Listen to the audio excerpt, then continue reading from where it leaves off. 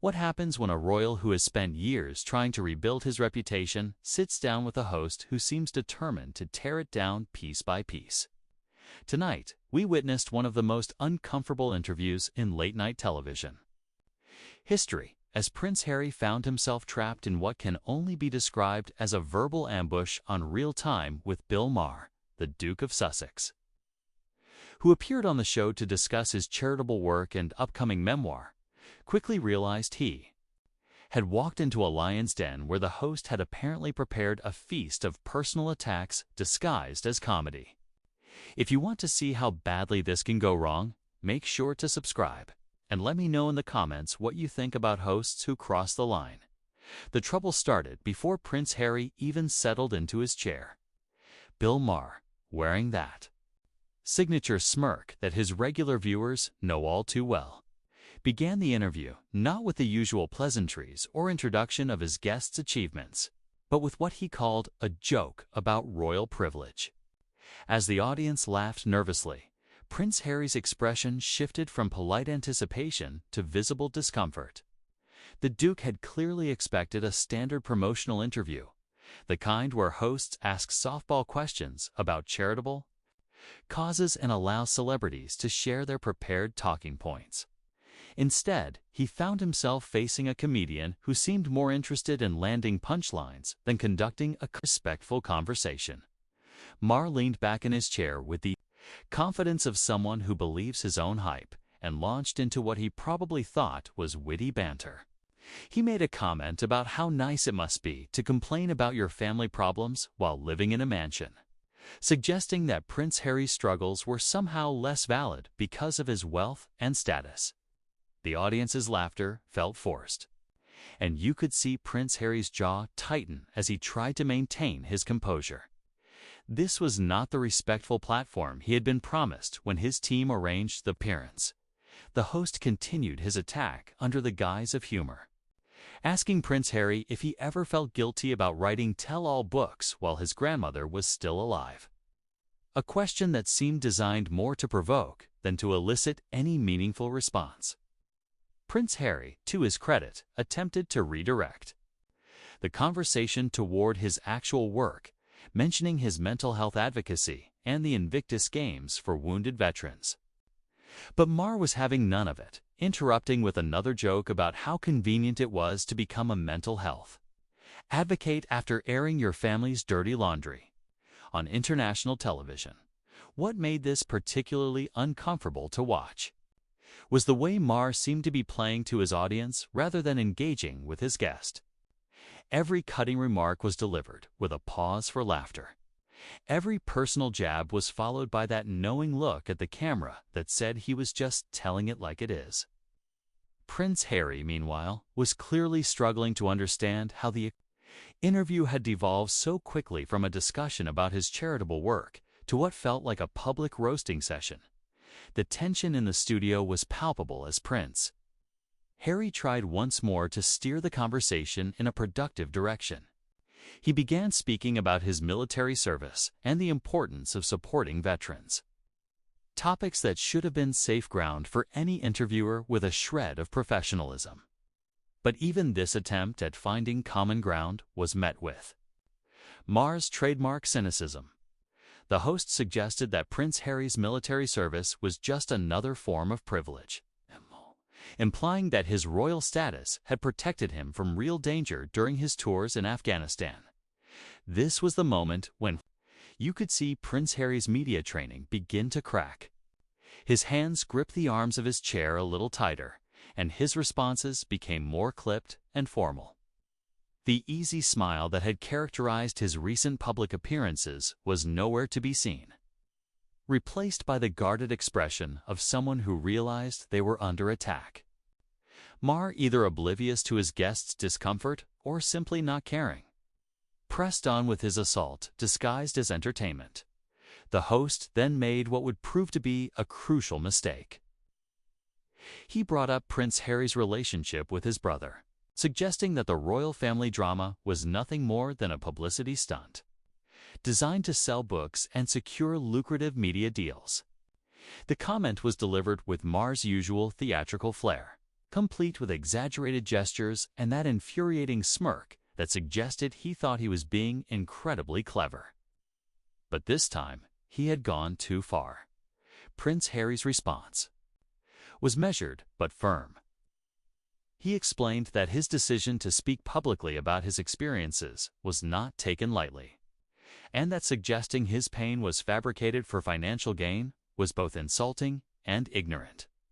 The audience, perhaps sensing that their host had crossed a line, fell silent.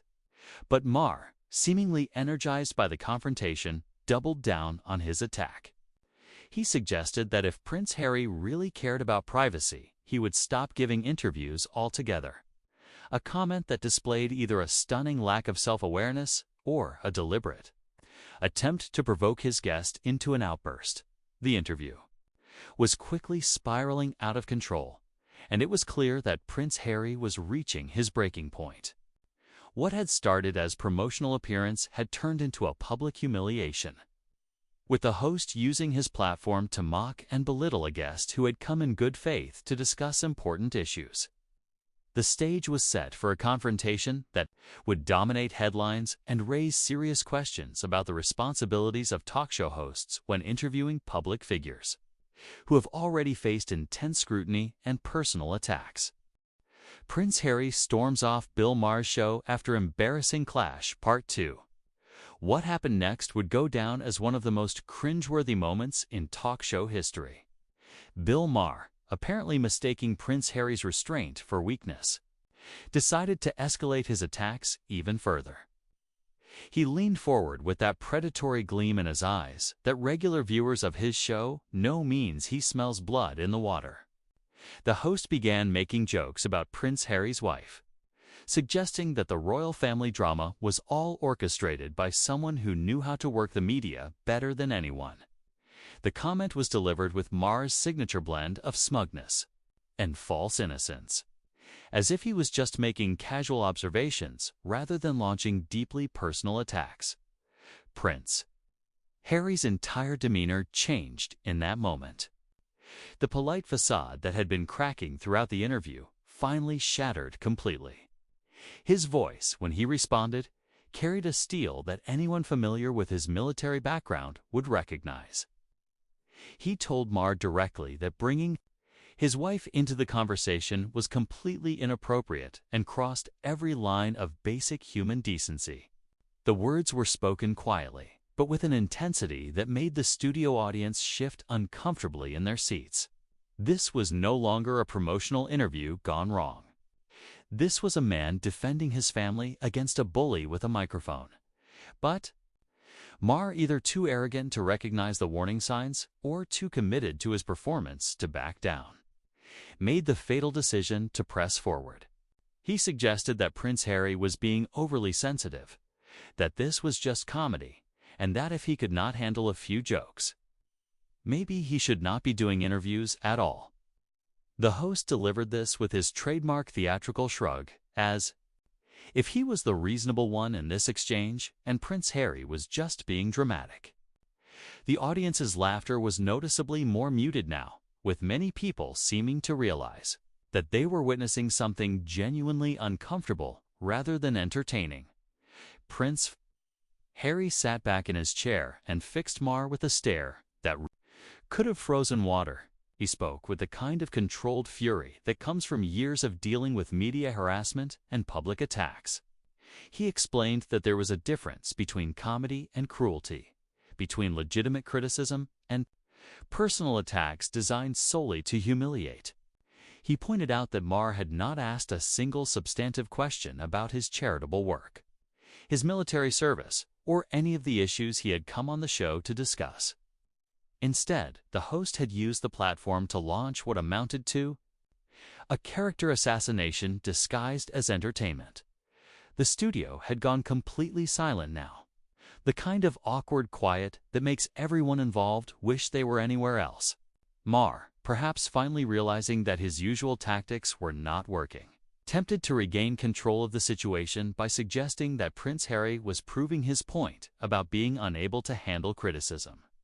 It was a classic bully move.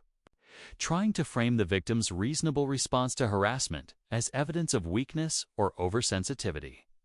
But Prince Harry was no longer playing that game. The Duke of Sussex leaned forward and delivered what can only be described as a masterclass in controlled anger. He told Maher that he had faced criticism from the British tabloids for decades, had been shot at in Afghanistan, and had dealt with more genuine hardship than most people could imagine. He was not afraid of criticism or difficult questions. But what Maher was doing was not journalism or comedy. It was just mean-spirited bullying designed to get cheap laughs from an audience that deserved better.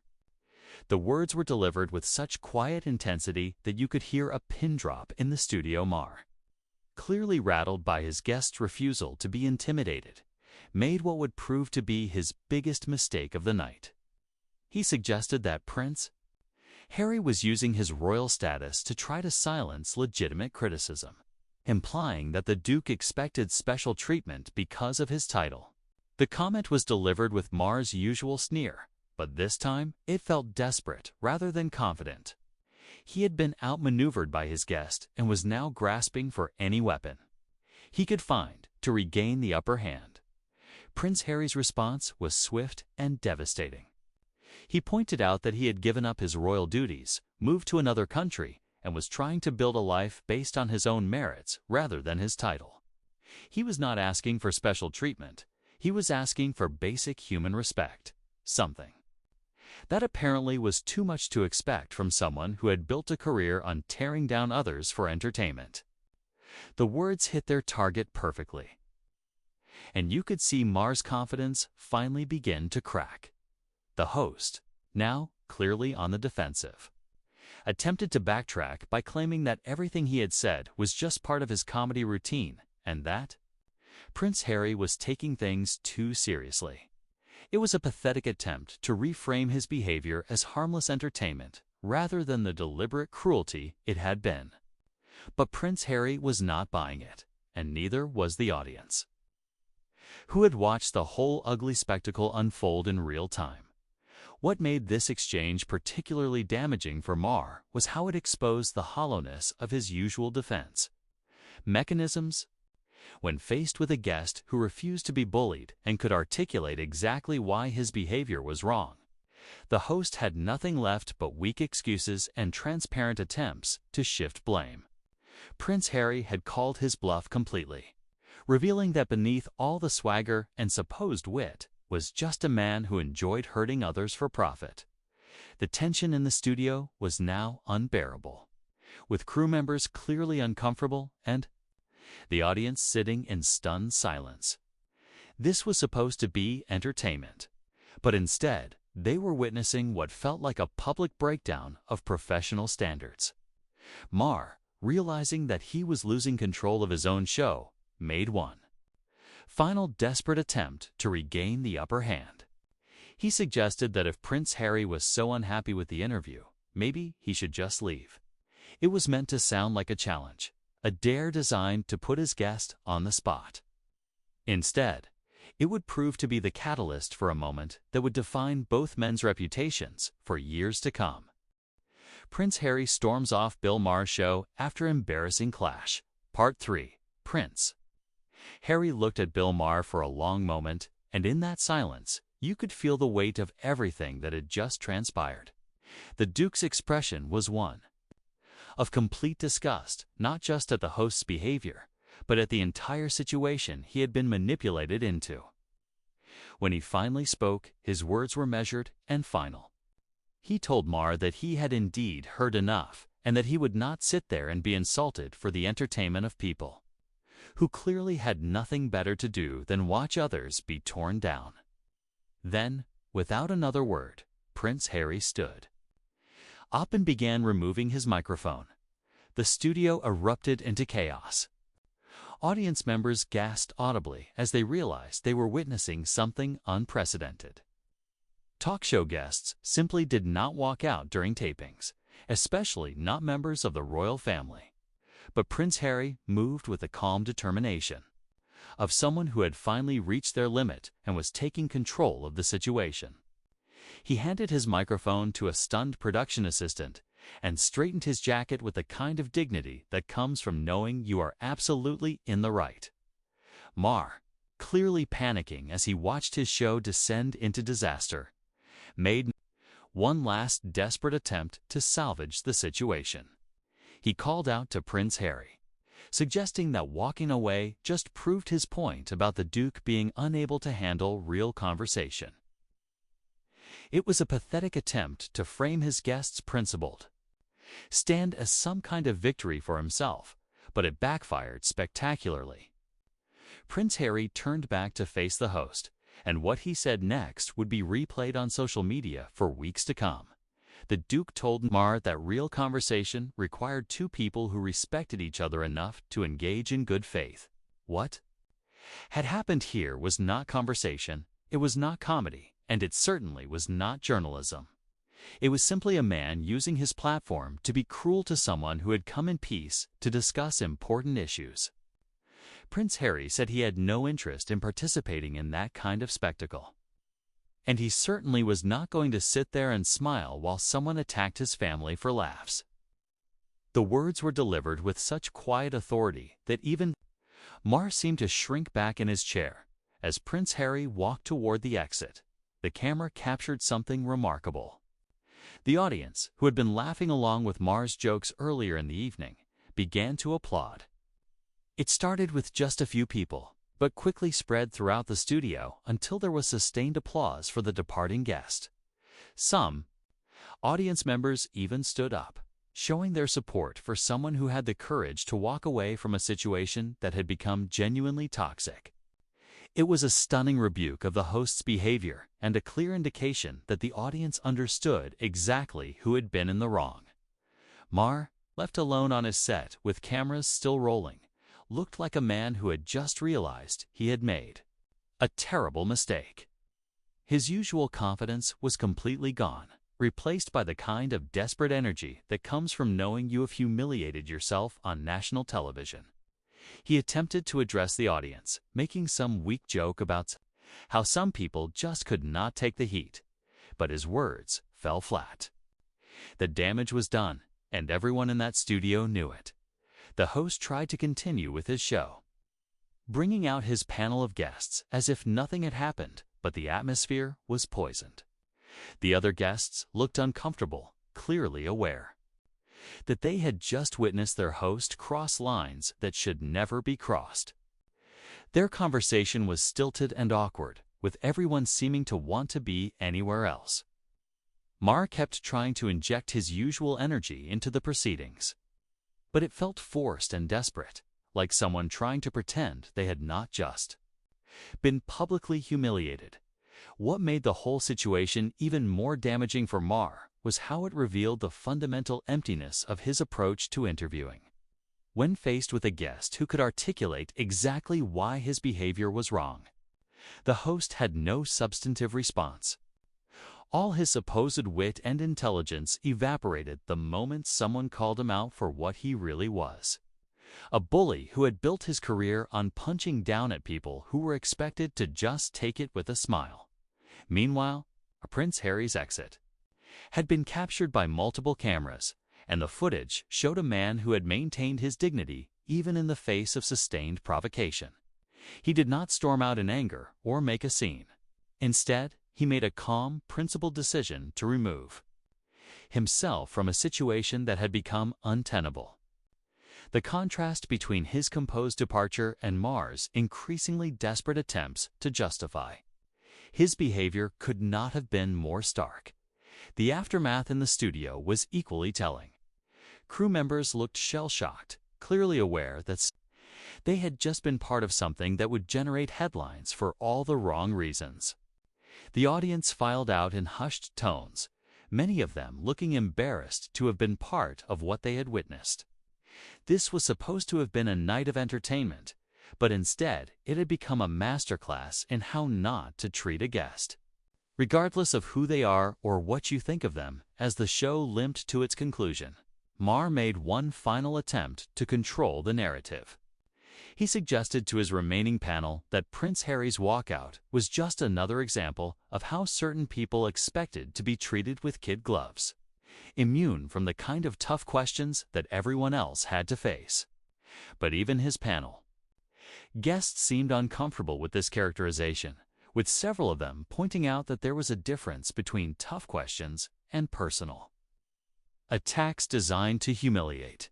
The entire debacle had lasted less than 30 minutes, but it felt like watching a career implode in real time.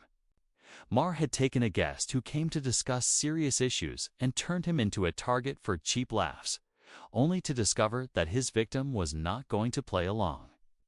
The result was a public relations disaster that exposed the host's methods for what they really were: cruel and unprofessional behavior disguised as edgy comedy.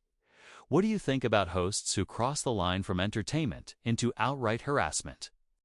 Should there be consequences when talk show hosts use their platforms to bully guests, or is this just part of the business? Subscribe and let me know in the comments whether you think Prince Harry was right to walk out, or if he should have stayed and fought back even harder.